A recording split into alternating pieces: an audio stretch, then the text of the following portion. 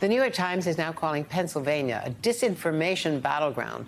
The Times saying that this crush of misinformation has, quote, deepened distrust not only of politicians but of the political process itself, since the way ballots are cast and counted has been at the heart of much of the disinformation swirling around. Veteran national security correspondent Stephen Lee Myers covers misinformation for The Times and was in Pennsylvania exploring how this problem factors in a crucial swing state. And Steve, it's great to see you. Thank you for joining us today, because I was really struck by your story, having been in Pennsylvania last week and monitoring the debates back and forth.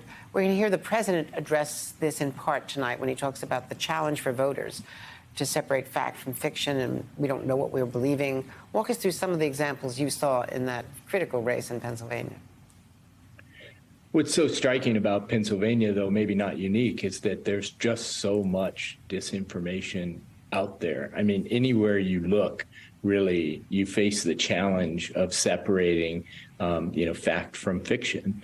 It goes both ways, which is controversial for some to say. Some say the Republicans tend to produce more disinformation, especially about the ballot issues and so forth.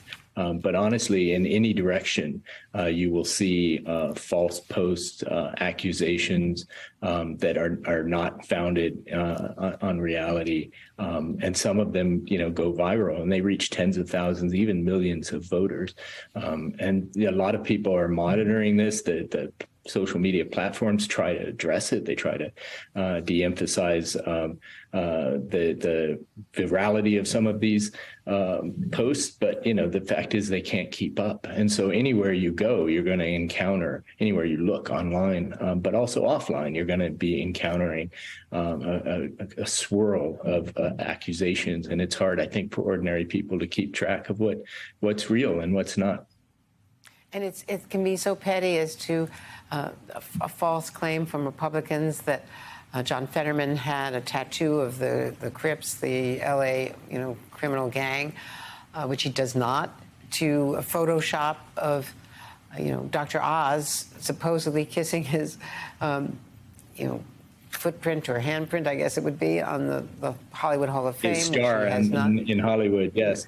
Some of these, you could even say are amusing. That they're the memes that you often see on the internet that make you laugh or smile. And there's something to that. I think that people, we don't want to be in a police state where you can't make fun of politicians. I mean, that's part of the American tradition. But I think the more insidious examples that have spread, raising questions about character of the candidates, raising questions about policy, though policy almost never comes into this. It is about creating an image or tainting the image of one of the candidates. And, some of these, the tattoo issues is an effort to go after his work on crime or what have you. And again, it's, there was one that Photoshopped that turned the sign of Oz to say no, and people, even I talked to people from the Fetterman campaign, saw that